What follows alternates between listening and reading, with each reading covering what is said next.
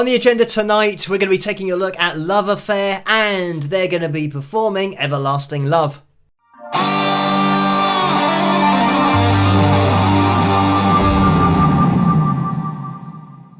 Hello, Phil here from Wings of Pegasus, and welcome to another analysis video. If you enjoy this video, please give it a thumbs up and subscribe. So, this one is personal because I have secretly been waiting for somebody to request this song for about 5 years. Because as you guys know, with my videos, I just work my way through the request list. And this is a song from my childhood. And my mum used to have this going in the car all the time. And yeah, it means that now I can jump into it because somebody requested this. It was on the list.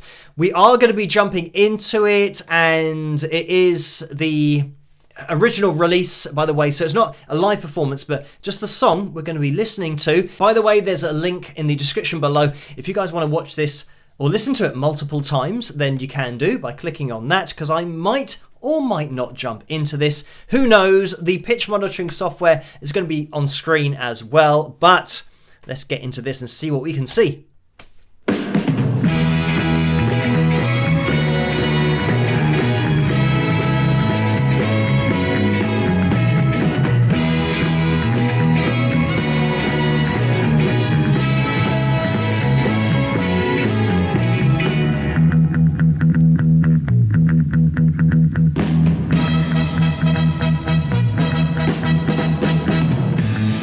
Gone astray, keeping her when they go.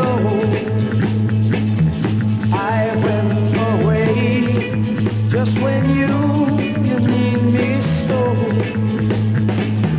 You won't regret, I've come back begging you. Won't you forget, welcome love we once knew. Open up your eyes, then you realize, here I stand with my everlasting love. Need you by my side, girl, to be my bride. You'll never be denied everlasting love. From the very start, open up your heart, feel that you fall of everlasting love.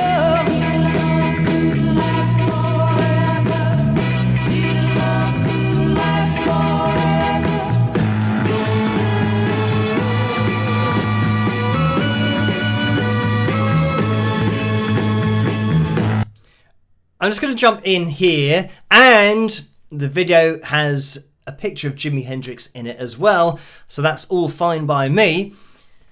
But with this video, I mean, when I was a kid, I didn't know the band, I didn't know what they looked like, and now that I'm older, looking at this video, it almost looks like the band are a modern day band, and it has had an aged effect put to the video, because it's almost like the Arctic Monkeys, which are a band here, but that Arctic Monkeys look of being traditional but modern, kind of looking like you were musicians back in the day and having that style, you know, having slicked back hair and all that kind of stuff and leather jackets, but then actually being a modern band. So yeah, all I can think of is, imagine if there was a band like this that were young guys, but they had this sound. I personally think, and didn't use auto-tune and pitch correction, all that kind of stuff, I think that they would be huge. So, I mean, not that Love Affair, you know, weren't huge with this song back in the day, but yeah, it would be great to hear this sound in the charts. But anyway, let's get back into the analysis. So the first thing to mention about this song is the production, because it is next level. When the intro comes in, I mean, it just transports me back to, I don't know how old I was when I first heard this, but under 10, I'm pretty sure. So this full sound that we get in the intro that has been provided by a 40-piece orchestra. This is the thing about this song, and looking into it is so interesting, because you've got the band who are called Love Affair, and they actually did record a version of this before this version. But that first version, which was produced by Muff Winwood, the elder brother of Steve Winwood, that version didn't seem to get any traction, and the producers and the record label didn't really like it. So they then recorded another version, and they went all out on it, and they had a 40-piece orchestra, and the only person that performed on this was Steve Ellis, the lead vocalist. So the other band members didn't do anything. It's just the orchestra. But the reason that was given, as for not using the band, obviously the band can't play everything that you need to play to be an orchestra. Also, the choir in the background, all of the backing vocals, were top singers. Kiki D is in there somewhere in that sound. So it has just had top level musicianship, great backing vocals, just great production all around. Anyway, the reason that was given was that they were literally in a race against time, because back in 1967, Robert Knight had his version that he released in the USA and is very popular, and a copy of that made it over to the UK. So it meant that Love Affair could listen to it, and Steve could listen to it, and he really liked the song. This is the other thing about the 60s, is that nowadays you've got artists across the world, and even artists who were releasing songs in the 60s, 70s, 80s, who now sometimes block any covers of their songs. But when you go back to the 60s, it was dog eat dog, because as soon as somebody released a good song and something that was popular, all the other bands would jump on it, and it would literally be a race to record their own version. Regardless of getting contracts in place and having an agreement with the songwriters of that original song, they would just record it and get it out there and try and make money from it. So that's exactly what we have here. When I say it was a race against time, Robert Knight released his version in mid-1967, maybe July, around that time. And Steve heard this song and thought, wow, really like that. They recorded their own version, wasn't good enough, or at least it didn't fly with the record label. So then they went all in recording with a 40-piece orchestra. And the reason it was a race against time is because Robert's version was about to be released in the UK, but Love Affair had to beat him to it. It's almost like, it's coming across on a boat.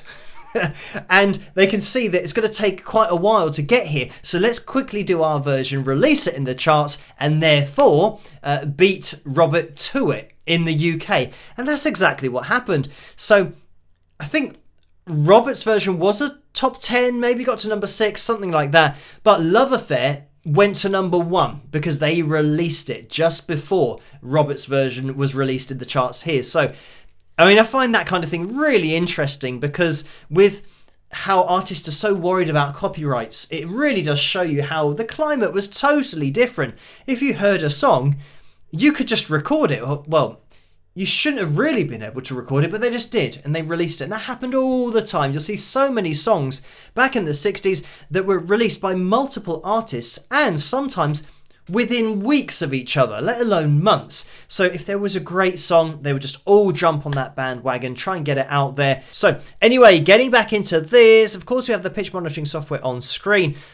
The one thing about Steve's voice, it is so unique, and it sounds like he's so much older than he is. When you're looking at him here, talk about a baby-faced assassin. Not that he's an assassin, but he might be with these lines that we can see, because he's so accurate with his pitch. And by the way, I have recalibrated the pitch monitoring software to 432 hertz, I believe, to give us a more accurate reflection of his voice, because the original song is probably running a little bit more slowly than it was recorded.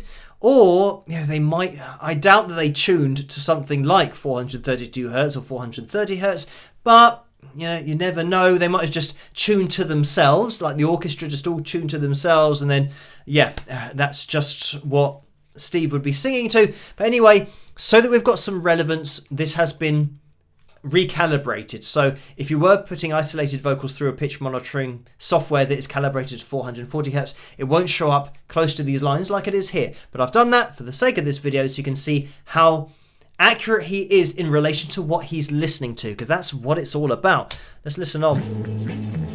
I went away just when you need me so. You won't regret, I'll come back begging you. And again, because we're in the 60s and we get a natural voice, you'll see this kind of thing just being flat of the note, but it still sounds great. He's kind of got this smoky quality. I went away. I went away. That kind of thing. So it's like, yeah, a smoky quality. It's got air in there as well. So it's like a tiny hint of rasp and air, but control, vibrato on there as well. So like I said, his voice sounds older than it is. And by the way, when I say that he was a baby-faced assassin with the notes that he's hitting, but some people would actually call him a baby because he was only 17 years of age at this time, 1967. So there you go. That's why he does look young, because he is very young. But this is what I'm saying about his voice, that it sounds older than he is, because he's only 17, but we've got all of this technique and all of this great tone in there that sounds like he's been singing for 30 years. So let's listen on. Just when you need me so, you won't regret, I'll come back begging you. Won't you forget, welcome love we once knew.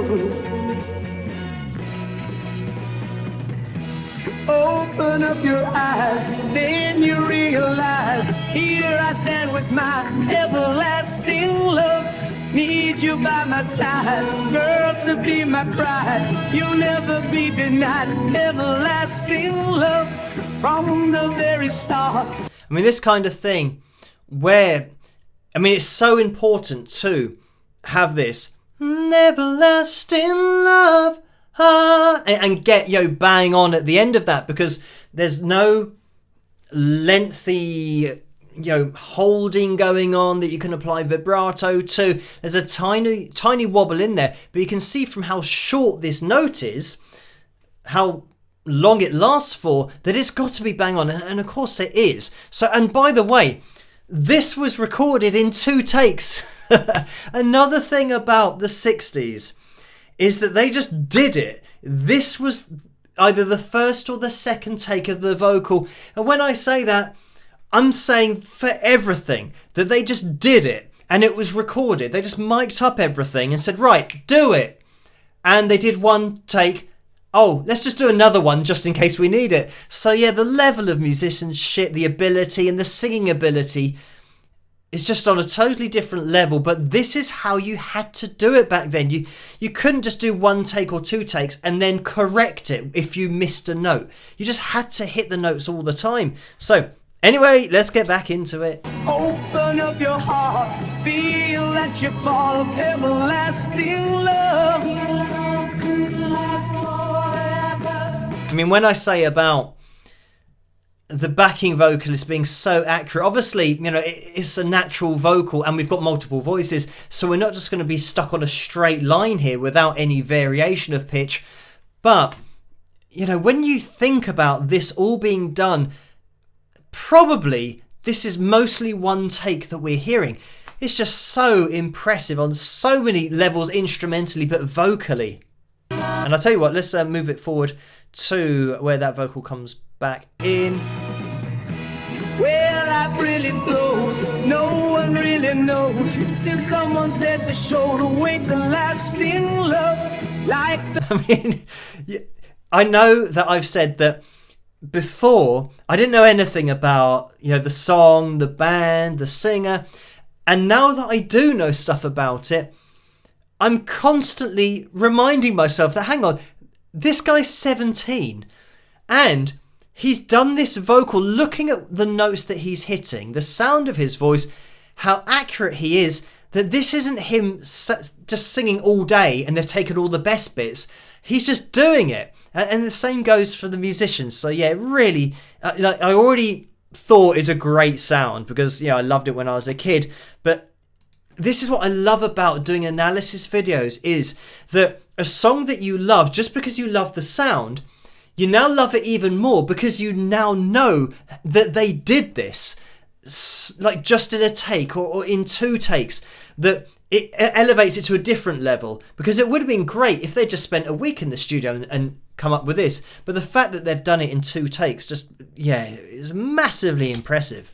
The sun, it shines, endlessly it shines. You always will be mine, if eternal love. Whenever love went wrong, ours would still be strong. We'd have our very own everlasting love. Even that, the natural change dynamically we got in Steve's voice there was almost like in the studio, he's leant into the mic a bit more. Everlasting love. Yeah. So, when we've got this F sharp 4, love, he's kind of leaning, moving into the mic so that it's almost, to a point, clipping on the mic. You get a tiny sound of that distortion on that audio, on that vocal take, that sound of him being a little bit louder than he was previously. But this is all just a natural vocal. So as you go through it, you get all of the imperfections that make it unique and make it great. Those haven't been taken out. So yeah, I'll just take it forward to the last chorus. Open up your eyes, then you realize. I mean, I am stopping it all the time, I know. But again, coming in after the E4, and when we go back to the instrumental section, it sounds just like a triangle that's being hit. In the studio, this is happening live. So when he comes back in here, open up your eyes. It's not a drop in.